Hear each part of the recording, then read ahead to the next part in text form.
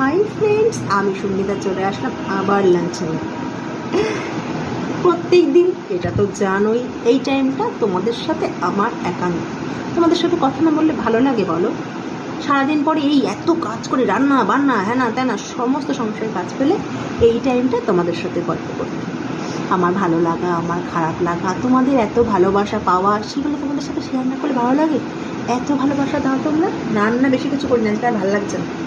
কুমড়ো ভাজি আমার মেয়ে একদম পছন্দ করে না, তাও ভাজলাম কারণ উপকারী জিনিস।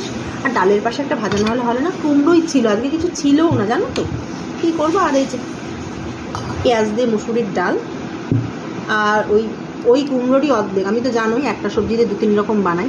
এই যে সয়াবিন দিয়ে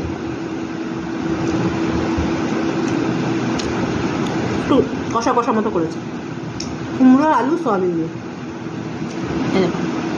এই তরকারিটা রুটির সাথেও যায়, ভাতের সাথেও যায়, উপকারী। যারা ডায়েট করো, সবজি 1 বাটি।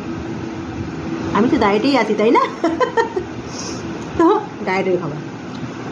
আর এই যে মাছে ভাতে ভাঙালির মাছ,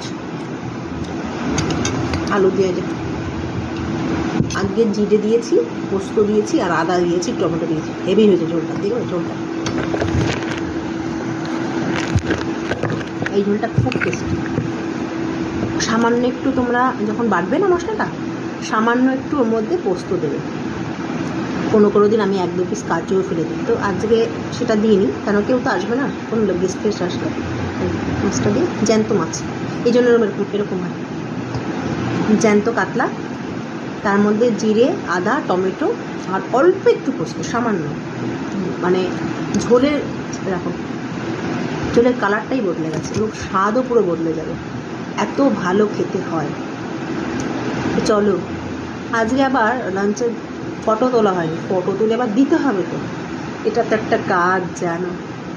এত ভালোবাসা পাচ্ছি তোমাদের, জানি তো খুব তাড়াতাড়ি আমি তোমাদের ভালোবাসায় অনেক এগিয়ে যেতে পারবো। আমি সত্যিই ভাবির মতন, আমি মাঝে মাঝে স্পিচলেস হয়ে যাই যে তোমরা আমাকে এতটা ভালোবাসা দেবে। অনেকগুলো ভালো খবর তোমাদেরকে দেওয়ার, দেবো এক এক করে। তো এই খেতে বসেই তো আসি, ফটো তোলা হয়নি, এখন মনে পড়লো যখন সাজিয়ে নিয়ে বসি, মানে রোজ আমি যখন খেতে বসি, সাজানো বলতে এই বাটিতে করেই তো নেবো, বলো কিসে নেবো, নাহলে ঝোল মেখে যাবে, আমি আবার এরকমভাবে খেতে পারি না। তো যাই হোক, তো কথা বলতে বলতে খাই, তো ফটো তুলি, যেহেতু আমার একটা পোস্টের ব্যাপার থাকেই, তোমরা জানোই, এখন একটা ফটো দেওয়ার ব্যাপার রয়েছে। সংসার করে, পড়াশুনো, বাপের বাড়ি, শ্বশুরবাড়ি